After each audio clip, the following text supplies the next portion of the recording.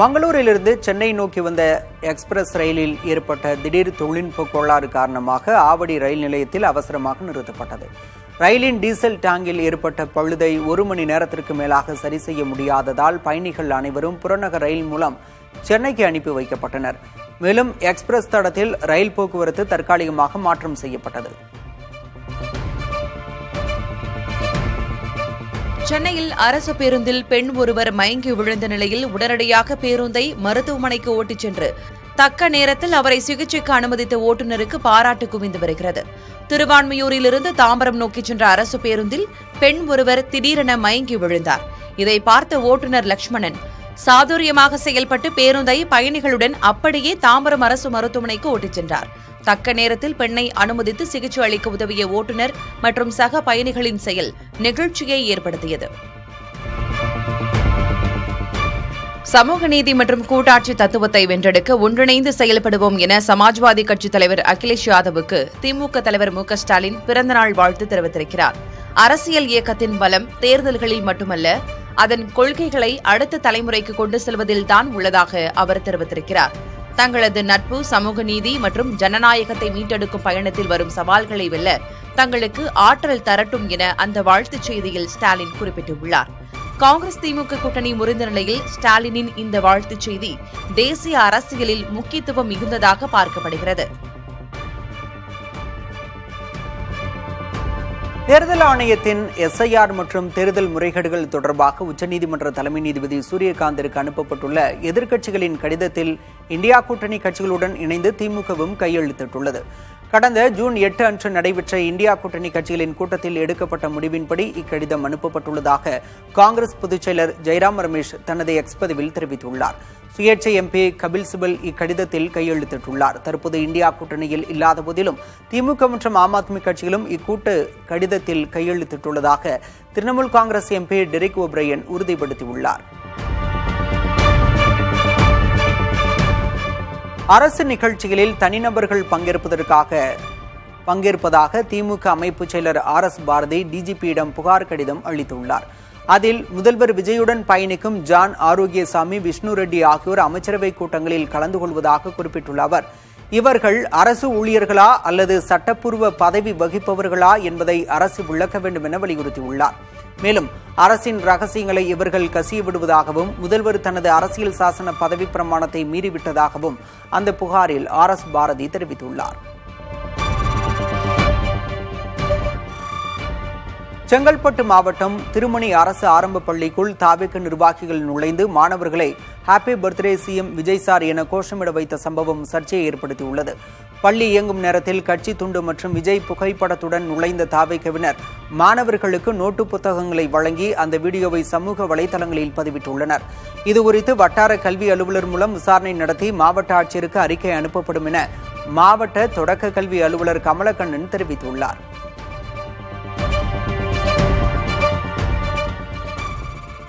ஹரியானாவின் அம்பாலா மாவட்டத்தில் ஆழ்துளை கிணற்றில் விழுந்த 4 வயது சிறுவன் உயிரிழந்தார். அம்பாலா மாவட்டத்தின் தனியோரா கிராமத்தைச் சேர்ந்த நிர்வைர் சிங் என்ற சிறுவன் 220 அடி ஆழமுள்ள ஆழ்துளை கிணற்றில் விழுந்தார். 21 மணி நேர போராட்டத்திற்கு பிறகு அந்த சிறுவன் மீட்கப்பட்ட நிலையில் மருத்துவமனைக்கு கொண்டு செல்லப்பட்ட போது ஏற்கனவே சிறுவன் உயிரிழந்து விட்டதாக மருத்துவர்கள் கூறியுள்ளனர்.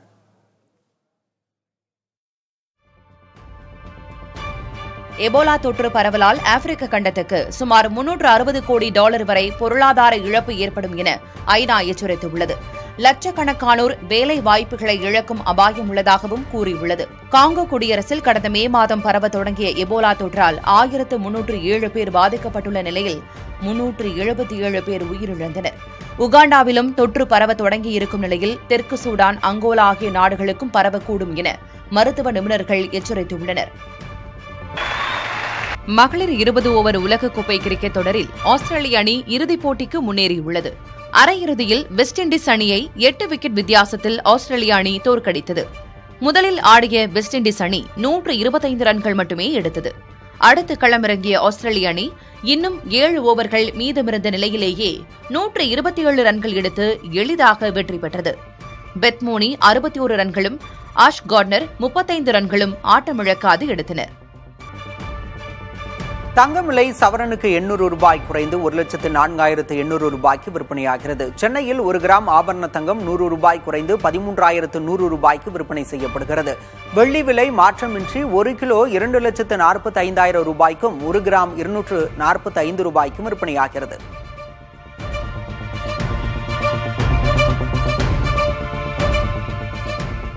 சென்னை திருவல்லிக்கேணி பார்த்தசாரதி பெருமாள் கோயிலில் ஆணி தேரோட்ட திருவிழா வெகு விமரிசையாக நடைபெற்றது. திரளான பக்தர்கள் தேரின் வடம் பிடித்து இழுத்து வழிபாடு நடத்தினர்.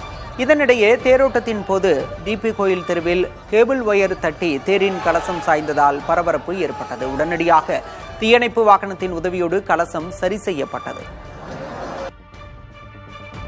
இந்தியாவில் 19 கிலோ வணிக பயன்பாடு சிலிண்டர் விலை 172 ரூபாய் 50 காசுகள் குறைந்துள்ளன. அமெரிக்கா ஈரான் இடையேயான தற்காலிக அமைதி ஒப்பந்தத்தால் சர்வதேச சந்தையில் கச்சா எண்ணெய் விலை சரிந்துள்ளது.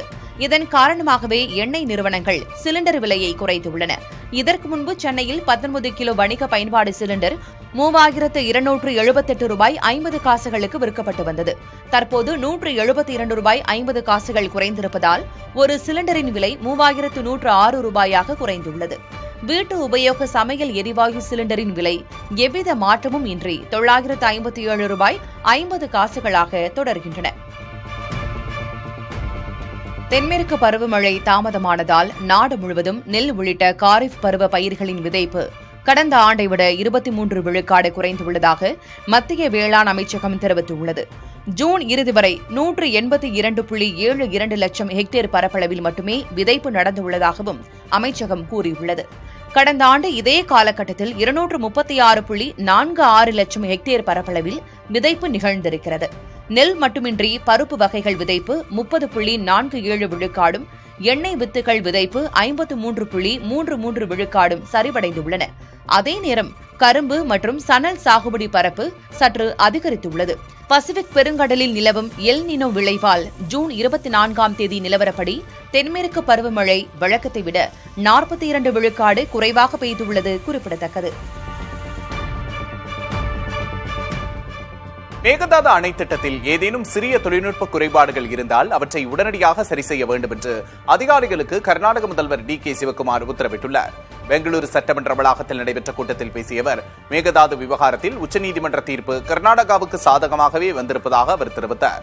ஆனால் தமிழக அரசு சின்ன சின்ன காரணங்களை கூறி இந்த திட்டத்துக்கு எதிராக வழக்கு தொடர முயல்வதாக சிவக்குமார் தெரிவித்துள்ளார்.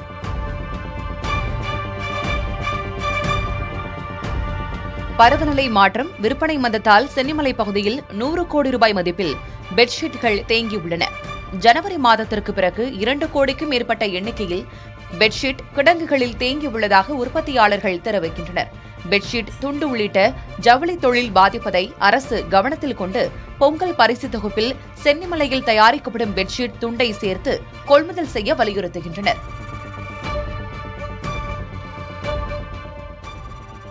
சேலம் மாவட்டம் ஓமலூர் சுற்றுவட்டார பகுதிகளில் லாபம் தரும் மஞ்சள் சாகுபடி பணிகளில் விவசாயிகள் தீவிரமாக ஈடுபட்டு வருகின்றனர். பல்வேறு ரகங்களில் மஞ்சளை நடவு செய்துள்ள விவசாயிகள் ஒரு ஏக்கருக்கு 80,000 ரூபாய் வரை செலவாவதாகவும், தற்போது நிலையான விலை கிடைப்பதால் 3 லட்சம் ரூபாய் வரை வருவாய் ஈட்ட முடியும் என்றும் மகிழ்ச்சி தெரிவித்துள்ளனர்.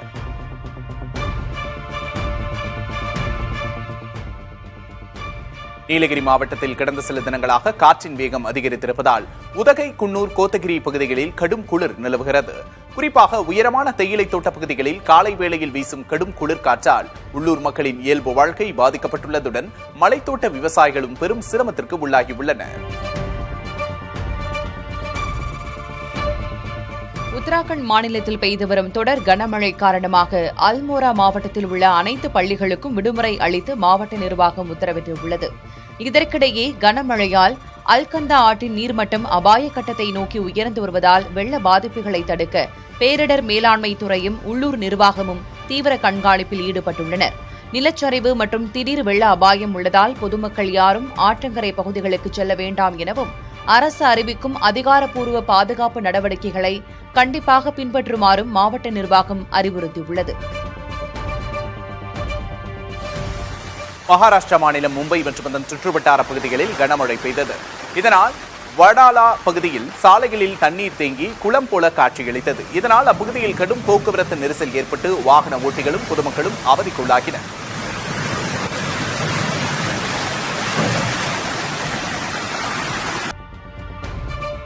குஜராத்தின் சூரத்தில் பெய்த கனமழை மாநகராட்சியின் உட்கட்டமைப்பு பணிகளின் அலட்சியத்தை அப்பட்டமாக தோலுரித்து காட்டியுள்ளது. சூரத்தில் திங்களன்று இரவு பெய்த கனமழையால் சூரத் நாவ்சாரி சாலையில் மழைநீர் சூழ்ந்து வாகன நெரிசல் ஏற்பட்டுள்ளது. ராண்டேர் பகுதியில் உள்ள ஜெகடியா அருகே பராமரிப்பு பணிகளுக்காக தோண்டப்பட்ட குழியில் மழைநீர் தேங்கிய நிலையில் கார் ஒன்று அதில் கவிழ்ந்து விபத்துக்குள்ளாகியிருக்கிறது. மோட்டா வார்ச்சா பகுதியில் 5 இடங்களில் சாலை திடீரென உள்வாங்கி பெரும் பள்ளங்கள் உருவாகியுள்ளன. மயிலாடுதுறை மாவட்டம் தரங்கம்பாடி அருகே இளைஞர் மற்றும் சிறுமி தூக்கிட்ட நிலையில் சடலமாக மீட்கப்பட்ட சம்பவம் தொடர்பாக 4 பேர் கைது செய்யப்பட்டனர். புதுப்பாளையத்தைச் சேர்ந்த இளைஞர் அதே பகுதியைச் சேர்ந்த சிறுமியை காதலித்து வந்ததாக கூறப்படுகிறது. இரு குடும்பத்தினரிடையே மோதல் ஏற்பட்ட நிலையில் இருவரும் சடலமாக மீட்கப்பட்டனர். இந்நிலையில் தங்களை சாதி பெயரை சொல்லி தாக்கியதாக இளைஞர் இறப்பதற்கு முன்பு அளித்த புகாரின் பேரில் வன்கொடுமை தடுப்புச் சட்டம் உட்பட 5 பிரிவுகளில் சிறுமியின் தந்தை உட்பட 5 பேர் மீது காவல்துறையினர் வழக்கு பதிவு செய்தனர். இதில் 4 பேரை காவல்துறையினர் கைது செய்து 15 நாள் நீதிமன்ற காவலில் சிறையில் அடைத்தனர்.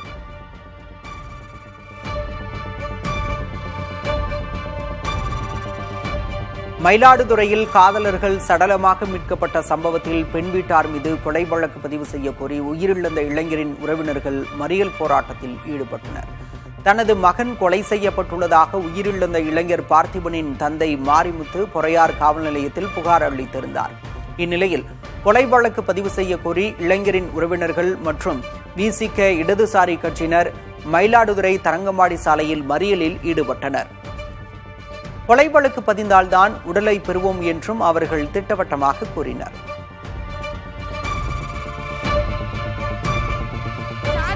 ஏன் தூக்கு மாட்டி விடணும்? இது கொலை தானே, அடிச்சு போட்டிருக்காங்க, தூக்கு மாட்டி விட்டுருக்காங்க. அந்த பையன் நின்னா மாரி நிக்கிறான். அப்படி சூசைட் அட்டன் பண்ணா 2 பேர் கை கோத்து இருக்கணும் இல்லையா, அவங்க காலு சீச்சு இருக்கணும். அதுவும் கிடையாது. கயிறு ஆப்போசிட் தானே, கயிறு இங்க இருக்கு, கயிறு தொண்டையும் இருவல. அப்ப இது தூக்கு மாட்டுறதா இல்ல அட்டன் மாடா? இது கொலை தானே, இது நிச்சயம் கொலை தான். இதுக்கப்புறமும் நாங்க இருக்க மாட்டோம். எங்களுக்கு மீண்டும் மீண்டும் மீண்டும் மீண்டும் அவங்களுக்கு பிரச்சனை தான் கொடுத்துட்டு இருக்காங்க. மயிலாடுதுறையில் காதல் விவகாரத்தில் உயிரிழந்த சிறுமியின் உடல் உடற்கூறாய்வுக்கு பிறகு அவரது சொந்த கிராமத்துக்கு கொண்டு செல்லப்படாமல் மயிலாடுதுறை நகராட்சி மின்மயானத்தில் எரியூட்டப்பட்டது. இதனைத் தொடர்ந்து மாவட்ட எஸ்பி அலுவலகத்திற்கு சென்று சிறுமியின் தாயார் செய்தியாளர்களை சந்தித்தார். அப்போது தங்களுக்கு எதிரான ஆணவ கொலை குற்றச்சாட்டுகளை அவர் மறுத்தார். சொந்த ஊரில் பாதுகாப்பு இல்லாத காரணத்தாலேயே உடலை மயிலாடுதுறையில் தகனம் செய்ததாகவும் அவர் கூறினார். ஒரு பாப்பா தான் எங்களுக்கு நல்லா படிக்க வைக்கணும்னு நினைச்சோம். ஸ்கூல் போற வழியில அவன் 19 வயசு ஆகுது, ஃபாலோ பண்ணிட்டு இப்படி இருக்கனால கொஞ்சம் மனசு மாறிட்டு. இது எங்களுக்கு தெரிஞ்சதுலேருந்து நாங்கள் நீ படிக்கணும் பாப்பா, ஊர் உலகத்துல எவ்வளோ நடக்குது, நீ படிச்சு சொந்த காலில் இருக்கணும், அப்படிதான் நாங்கள் அட்வைஸ் பண்ணிட்டு இருந்தோம். பொண்ணே இருந்துட்டு நிற்கிறோம், நாங்கள் பண்ணிட்டோங்கிறாங்க சார். நாங்கள் முடியாது, நாங்கள் எப்படி சார் பண்ணுவோம்? என் குழந்தை நிறைய நைட்டே பிடிச்சிட்டு போயிட்டாங்க. அவங்க 2 ஃப்ரெண்டு ஜெயிலில் வச்சிருக்காங்க, அவங்களே விட மாட்டுறாங்க. நாங்களும் இப்படி இருக்கோம், இப்படி சார் பண்ணுவோம்? மனசாட்சியே இல்லாம நடந்துக்கிறாங்க சார். வீட்டெல்லாம் அடிச்சு நொறுக்கிட்டாங்க. சென்னையில் சிறுமியை பாலியல் வன்கொடுமை செய்த இளைஞருக்கு 20 ஆண்டுகள் கடுங்காவல் சிறை தண்டனை விதிக்கப்பட்டுள்ளது. 17 வயதான சிறுமியை அதே பகுதியைச் சேர்ந்த இளைஞர் ஒருவர் காதலிப்பதாக கூறி தொல்லை கொடுத்து வந்ததாக கூறப்படுகிறது. இதற்கு மறுப்பு தெரிவித்த அந்த சிறுமியை மிரட்டி 7 லட்சம் ரூபாய் மதிப்பிலான பணம், நகைகளை பறித்துக் கொண்டு பலமுறை பாலியல் வன்கொடுமை செய்ததாக கூறப்படுகிறது. இது தொடர்பாக போக்சோ சட்டத்தின் கீழ் வழக்கு பதிவு செய்யப்பட்டு இளைஞர் கைது செய்யப்பட்டார். இந்த வழக்கை விசாரித்து வந்த சென்னை அல்லிக்குளம் சிறப்பு நீதிமன்ற நீதிபதி பிரபாகரன் அந்த இளைஞருக்கு 20 ஆண்டுகள் கடுங்காவல் சிறை தண்டனை விதித்து உத்தரவிட்டார். பாதிக்கப்பட்ட சிறுமிக்கு 7.5 லட்சம் ரூபாய் இழப்பீடு வழங்க வேண்டும் என தமிழக அரசுக்கு உத்தரவிட்டுள்ளார். கன்னியாகுமரி அணு கனிம சுரங்க திட்டத்துக்கு எதிர்ப்பு தெரிவித்திருந்த தாவேக தற்போது திட்டத்துக்கான நில ஒதுக்கீட்டு ஆணையை நீட்டித்து அரசாணை வெளியிட்டுள்ளது. தேர்தலுக்கு முன்பாக 2024ஆம் ஆண்டு நடைபெற்ற தாவேக செயற்குழுவில் கன்னியாகுமரி அணு கனிம சுரங்கம் தென் தமிழகத்தை பாழ்படுத்தும் முயற்சி என கூறி அதனை கைவிட வேண்டும் என தீர்மானம் நிறைவேற்றப்பட்டது. இச்சூழலில் அணு கனிம சுரங்கம் அமைப்பதற்கான நில ஒதுக்கீட்டு ஆணையை மேலும் ஓராண்டுக்கு நீட்டித்து தமிழ்நாடு அரசு அரசாணை வெளியிட்டுள்ளது. இதனை அடிப்படையாக கொண்டு சுரங்கம் அமைப்பதற்கான தங்கள் விண்ணப்பத்தை மீண்டும் பரிசீலனை செய்து அனுமதி வழங்குமாறு கடலோர மண்டல ஒழுங்குமுறை ஆணையத்துக்கு மத்திய அரசின் IRL நிறுவனம் கடிதம் எழுதியுள்ளது. பத்திரிகையாளர்களிடம் தான் நடந்து கொண்ட விதத்திற்கு மதிமுக பொதுச் செயலர் வைகோ வருத்தம் தெரிவித்திருக்கிறார். சென்னை அண்ணா நகரில் செய்தியாளர்களிடம் பேசிய அவர் யார் மீதும் தனக்கு வெறுப்பு கிடையாது என்று விளக்கினார்.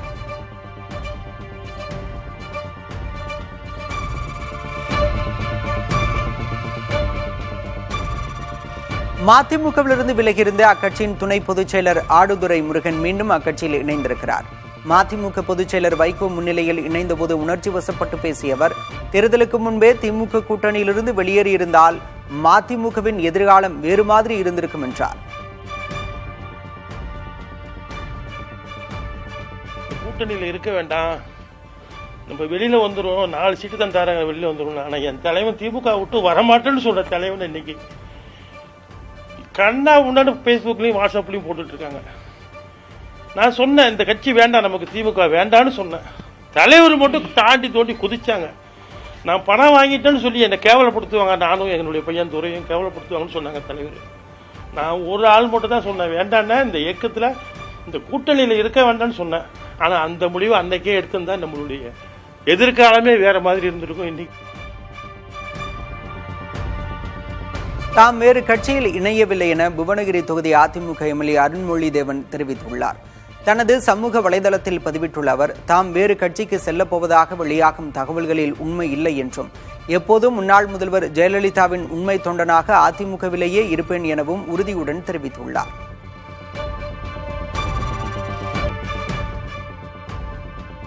அதிமுக பொதுச் செயலர் எடப்பாடி பழனிசாமியை முதல்வராக திமுக தலைவர் ஸ்டாலின் முயன்றார் என்பது தாவேகவில் இணைவதை நியாயப்படுத்துவதற்கான கட்டுக்கதை என அதிமுக முன்னாள் அமைச்சர் ஆர்.பி. உதயகுமார் கூறியுள்ளார். தாவேக அமைச்சர்கள் கற்பனை கதைகளை பரப்புவதை நிறுத்திக் கொள்ள வேண்டும் எனவும் எச்சரித்துள்ளார். புரட்சி தமிழர் எடப்பாடியார் அவர்களை திமுக தலைவர் ஸ்டாலின் தேர்தலுக்கு பிறகு முதலமைச்சராக்க முயற்சி செய்தார். அதனால்தான் நாங்கள் அதிமுகவை விட்டு வெளியேறுகிறோம் என்று அதிமுகவிலே ஆண்டு அனுபவித்து இப்போது அமைச்சர் பதவி தேடி செல்லுகிறவர்கள் கற்பனையாக கட்டவிழ்த்து விடுகிற இந்த கதை திட்டமிட்டு பரப்பப்படுகிறதோ என்றுதான் நமக்கு புரிய வருகிறது. அதோடு திமுகவிலிருந்து வெளியேறி இருக்கிற கூட்டணி கட்சிகள் கூறுகிற காரணமும் முழுக்க முழுக்க கற்பனை கலந்த கட்டுக்கதையாக அதே யூனிவர்சல் லாங்குவேஜை தான் திரும்ப திரும்ப அவர்கள் சொல்லி அதிகாரத்திற்காக அமைச்சர் பதவிக்காக நாங்கள் தாவேகாவுடன் போகவில்லை என்று தாவேகாவின் புதிய உறவிற்கு நியாயம் கற்பிப்பதற்காக அவர்கள் கூறி வருவது அதுவும் திட்டமிட்டு பரப்பப்படுவதாக நமக்கு தெரிகிறது. கன்னியாகுமரி அணுக்கனிம சுரங்கத்துக்கான நில ஒதுக்கீட்டு ஆணையை தாவேக அரசு நீட்டித்திருப்பது ஏற்புடையது அல்ல என திமுக துணை பொதுச் செயலரும் எம்பியுமான கனிமொழி கண்டனம் தெரிவித்திருக்கிறார். அணுக்கனிம சுரங்க திட்டத்துக்கு எதிர்ப்பு தெரிவித்து தாவேக செயற்குழுவில் தீர்மானம் நிறைவேற்றியுள்ளதையும் அவர் சுட்டிக்காட்டியிருக்கிறார். தாவேக அரசின் இந்த இரட்டை நிலைப்பாடு தென் மாவட்ட மக்களுக்கு செய்யும் பெரும் துரோகம் எனவும் கனிமொழி சாடியிருக்கிறார். சென்னையில் அரசு பேருந்தில் மகளிருக்கு வழங்கப்படும் கட்டணமில்லா டிக்கெட்டை பயணிகள் இல்லாமல் கிழித்து போட்டதாக எழுந்த புகாரில் நடத்துனர் பணியிடை நீக்கம் செய்யப்பட்டுள்ளார். அயப்பாக்கம் வழித்தடத்தில் நடத்துனராக பணிபுரிந்து வரும் கோவிந்தன் என்பவர் டிக்கெட்டுகளை கிழிக்கும் வீடியோ சமூக வலைதளங்களில் வெளியான நிலையில் மாநகர போக்குவரத்து கழக அதிகாரிகள் விசாரணை நடத்தி இந்த நடவடிக்கை எடுத்துள்ளனர். கோவை காந்திபுரத்தில் உள்ள பெட்ரோல் பங்கில் கேனில் பெட்ரோல் தர மறுத்த ஊழியரை இளைஞர் ஒருவர் தாக்கிய சம்பவம் அதிர்ச்சியை ஏற்படுத்தியுள்ளது. அமைச்சரின் உறவினர் என கூறி அந்த இளைஞர் அந்த அராஜகத்தில் ஈடுபட்டதாக தெரிவிக்கப்பட்டுள்ளது.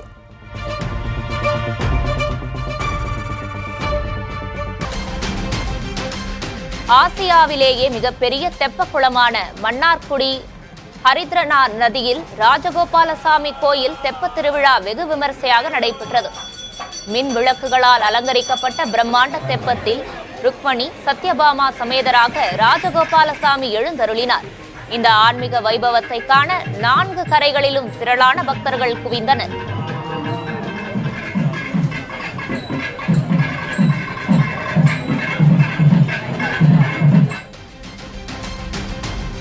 புதுக்கோட்டை சுற்றுவட்டார பகுதிகளில் பரவலாக கனமழை பெய்தது.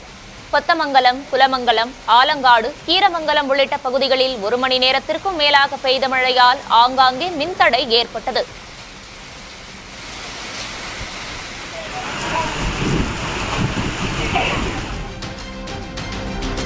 ஒட்டன்சத்திரம் காய்கறி மார்க்கெட்டில் வரத்து குறைவு காரணமாக கோவக்காய் மற்றும் அவரைக்காய் விலை அதிகரித்துள்ளது. 1 கிலோ கோவக்காய் 18 ரூபாய்க்கும் அவரைக்காய் 60 ரூபாய்க்கும் விற்பனை செய்யப்பட்டுள்ளது. இதனிடையே வரத்து அதிகரிப்பு காரணமாக புடலங்காய் மற்றும் முருங்கை விலை சற்று குறைந்துள்ளது.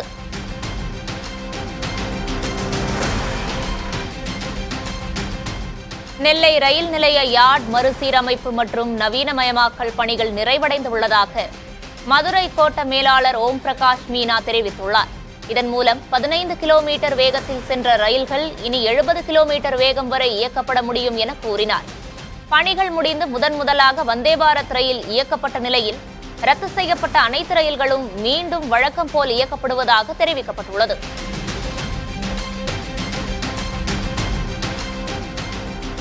தர்மபுரியில் கடன் தொல்லை காரணமாக ஒருவர் தனது மகள் மற்றும் மனைவியை கொலை செய்துவிட்டு தற்கொலை செய்து கொண்ட சம்பவம் பரபரப்பை ஏற்படுத்தியுள்ளது.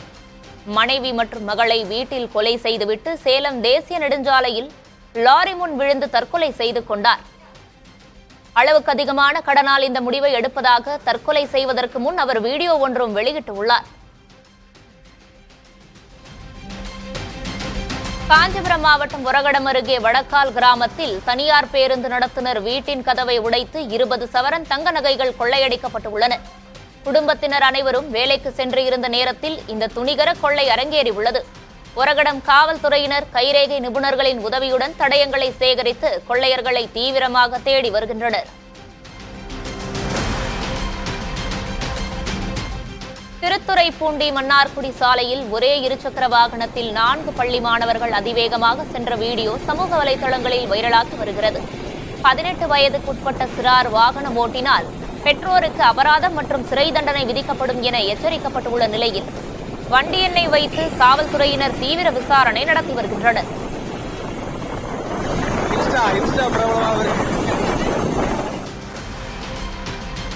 தூத்துக்குடி, திருநெல்வேலி, கன்னியாகுமரி நாட்டுப்படகு மீனவர்களுக்கு மானியத்தில் வழங்கப்படும் மண்ணெண்ணெய் விலையை உயர்த்தக்கூடாது என திமுக கேட்டுக் கொண்டுள்ளது.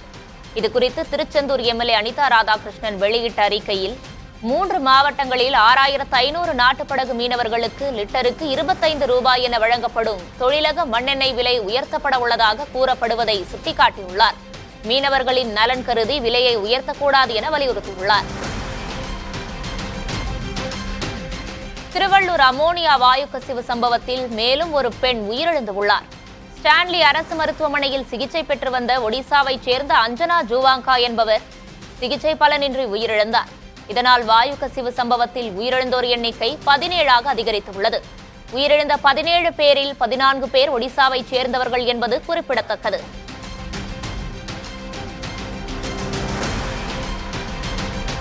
மதுரை மாட்டுத்தாவணி மற்றும் ஆமணி பேருந்து நிலைய கழிப்பறைகளில் கூடுதல் கட்டணம் வசூலிப்பதாக வந்த புகாரை அடுத்து மதுரை வடக்கு தொகுதி தாவேக எம்எல்ஏ கல்லானை நள்ளிரவில் முகக்கவசம் அணிந்து ரகசிய ஆய்வு மேற்கொண்டார். அப்போது 2 ரூபாய் கட்டணத்திற்கு பதிலாக 5 ரூபாய் வசூலித்த ஊழியர்களிடம் மதுரைக்காரர்களுக்கு ஒரு விலை, ராமநாதபுரத்துக்காரர்களுக்கு ஒரு விலையா என நகைச்சுவையாக கேள்வி எழுப்பி கண்டித்தார். மேலும் மதுபோதையில் இருந்த ஊழியரை எச்சரித்ததுடன் தூய்மை பணிகளை முறையாக மேற்கொள்ள ஒப்பந்ததாரர்களுக்கும் அதிகாரிகளுக்கும் அதிரடி உத்தரவிட்டார். திருச்செந்தூர் முருகன் கோயிலுக்குள் செல்போன் கொண்டு செல்வதற்கான தடை இன்று முதல் தீவிரப்படுத்தப்பட்டுள்ளது. சென்னை உயர்நீதிமன்ற உத்தரவின்படி கட்டண மற்றும் பொது தரிசன வரிசைகளில் நவீன எந்திரங்கள் மூலம் சோதனை செய்த பின்னரே பக்தர்கள் அனுமதிக்கப்படுகின்றனர். விதியை மீறி செல்போன் கொண்டு சென்றால் பறிமுதல் செய்யப்படும் என கோயில் நிர்வாகம் எச்சரித்துள்ளது. தூத்துக்குடியில் பலத்த காற்றால் நந்தகோபாலபுரம் பகுதியில் ஓரமாக நிறுத்தப்பட்டிருந்த ஆட்டோ ஒன்று தானாக நகர்ந்து அருகிலிருந்த ஓடையில் தலைக்குப்புற கவிழ்ந்தது. முன்னதாக ஆட்டோவில் இருந்த 2 சிறுவர்கள் வெளியே குதித்ததால் நல்வாய்ப்பாக உயிர் தப்பினர். கிரேன் மூலம் ஆட்டோ மீட்கப்பட்டது.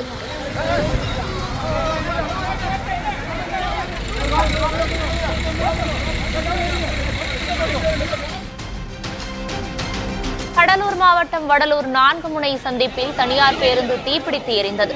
60க்கும் மேற்பட்ட பயணிகளுடன் நின்றிருந்த தனியார் பேருந்தின் பேட்டரி மற்றும் டீசல் டேங்க் வெடித்து தீ விபத்து ஏற்பட்டுள்ளது. பேருந்தில் புகை வந்ததும் பயணிகள் அலறியடித்து இறங்கியதால் நல்வாய்ப்பாக உயிர் சேதம் தவிர்க்கப்பட்டது. எனினும் கொழுந்துவிட்டு எரிந்த தீ அருகிலிருந்த 5க்கும் மேற்பட்ட கடைகளுக்கும் பரவி முற்றிலும் தீ கிரையாக்கினர். தீயணைப்புத் துறையினர் நீண்ட நேரம் போராடி தீயை கட்டுக்குள் கொண்டு வந்தனர். தேனி மாவட்டம் வைகை அணையின் நீர்மட்டம் 32 அடியாக உயர்ந்துள்ள நிலையில் தென்மேற்கு பருவக்காற்றின் வேகத்தால் நீர்த்தேக்க பகுதி கடல் போல காட்சியளிக்கிறது. இதனை வேடிக்கை பார்க்க வரும் சுற்றுலா பயணிகளோ சிறுவர்களோ ஆபத்தை உணராமல் நீரில் இறங்கி குளிப்பதை தடுக்க பொதுப்பணித்துறையினர் அப்பகுதியில் பாதுகாப்பை தீவிரப்படுத்தியுள்ளனர்.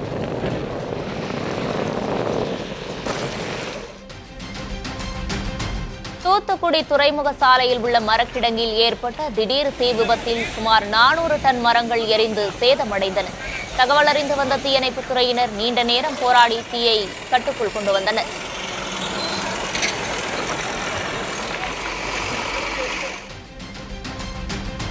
வேலூர் மாநகர் சத்துவாச்சாரி பகுதியில் உள்ள பாலாற்றில் சட்டவிரோதமாக கொட்டப்படும் குப்பைகளுக்கு மர்ம நபர்கள் தீ வைத்ததால் பரபரப்பு ஏற்பட்டது. இதனால் அப்பகுதி முழுவதும் நச்சு புகை சூழ்ந்து பொதுமக்கள் கடும் அவதிக்குள்ளாகினர். பாலாற்றை மாசுபடுத்தும் நபர்கள் மீது அதிகாரிகள் உடனடியாக நடவடிக்கை எடுக்க வேண்டும் என கோரிக்கை எழுந்துள்ளது.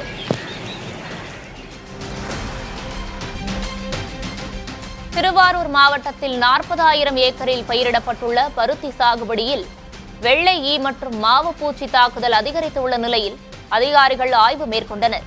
கோவை வேளாண் பல்கலைக்கழக விஞ்ஞானிகள் நேரில் ஆய்வு செய்து பூச்சிகளை கட்டுப்படுத்த மீன் எண்ணெய் சோப்பு மற்றும் மருந்துகளை தெளிக்க பரிந்துரைத்துள்ளனர்.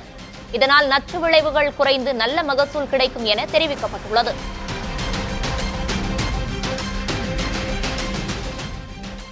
கோவையில் ஆவின் புதிய செயலியில் குளறுபடி இருப்பதாக கூறி ஆவின் பால் முகவர்கள் திடீரென சாலை மறியலில் ஈடுபட்டனர். ஆவின் கோயம்புத்தூர் என்ற புதிய செயலியில் உள்ள குளறுபடிகளால் பணம் செலுத்தியும் சரியான எண்ணிக்கையில் பால் பாக்கெட்டுகள் கிடைப்பதில்லை என குற்றச்சாட்டு எழுந்துள்ளது. மாவட்ட ஆட்சியரிடம் புகார் அளித்தும் நடவடிக்கை இல்லாததால் தர்ணாவில் ஈடுபட்ட 50க்கும் மேற்பட்ட ஆவின் பால் முகவர்கள் தடாகம் சாலையில் திடீர் மறியலில் ஈடுபட்டனர். ஆவின் பொது மேலாளர் தலையிட்டு நியாயமான தீர்வு காண வேண்டும் என முகவர்கள் வலியுறுத்தியுள்ளனர். வேலூர் மாவட்டம் மேலரசம்பட்டில் அதானி குழுமம் செயல்படுத்த திட்டமிட்டுள்ள நீரேற்று புனல்மின் நிலைய திட்டத்துக்கு உள்ளூர் மக்கள் கடும் எதிர்ப்பு தெரிவித்துள்ளனர். ஆட்சியர் அலுவலகத்தில் நடைபெற்ற மாதாந்திர விவசாயிகள் குறைதீர்வு கூட்டத்தில் திட்டத்தின் பாதிப்புகளை இயற்கை ஆர்வலர்கள் பட்டியலிட்டு பேசினர். இத்திட்டத்தால் விவசாய நிலங்கள், நீர் ஆதாரங்கள் மற்றும் மக்களின் வாழ்வாதாரம் கடுமையாக பாதிக்கப்படும் என அவர்கள் அச்சம் தெரிவித்துள்ளனர். இயற்கை வளங்களை பாதுகாக்கவும் விளைநிலங்களை மீட்டெடுக்கவும் இத்திட்டத்தை அரசு உடனடியாக கைவிட வேண்டும் என வலியுறுத்தியுள்ளனர்.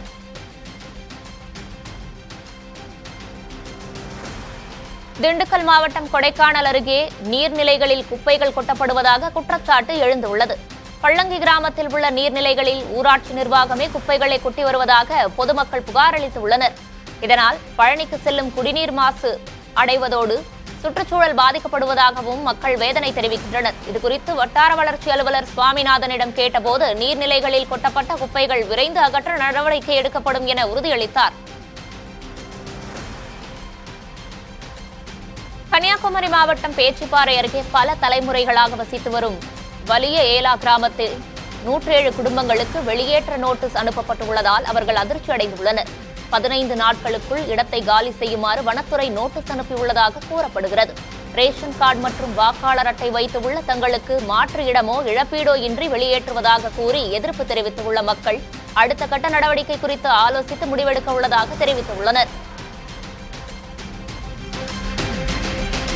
தேனி மாவட்டம் ஆண்டிப்பட்டி அருகே வீசிய பலத்த காற்றால் வருசநாடு மலைச்சாலையில் ராட்சத இலவம் மரம் மின்கம்பிகளின் மீது சாய்ந்து விழுந்தது. இதனால் சுமார் 1 மணி நேரம் போக்குவரத்து பாதிக்கப்பட்டு ஆம்புலன்ஸ் மற்றும் பேருந்துகள் வரிசையாக காத்திருந்தன. மின்வாரியம், தீயணைப்பு மற்றும் நெடுஞ்சாலைத்துறையினர் இணைந்து மரத்தை வெட்டி அகற்றி போக்குவரத்தை சீர் செய்தனர். இந்திய ஜூனியர் ஹாக்கி அணிக்கு கோவில்பட்டி வீரர் தேர்வு செய்யப்பட்டுள்ளார். ஜூலை 5 முதல் 18ஆம் தேதி வரை பெல்ஜியத்தில் நடைபெறும் இந்த போட்டியில் இந்திய அணிக்காக 18 பேர் விளையாடுகின்றனர். இதில் கோவில்பட்டி தெற்கு திட்டங்குளத்தைச் சேர்ந்த மணிமாறன் தேர்வாகி இந்திய அணிக்காக விளையாட உள்ளார்.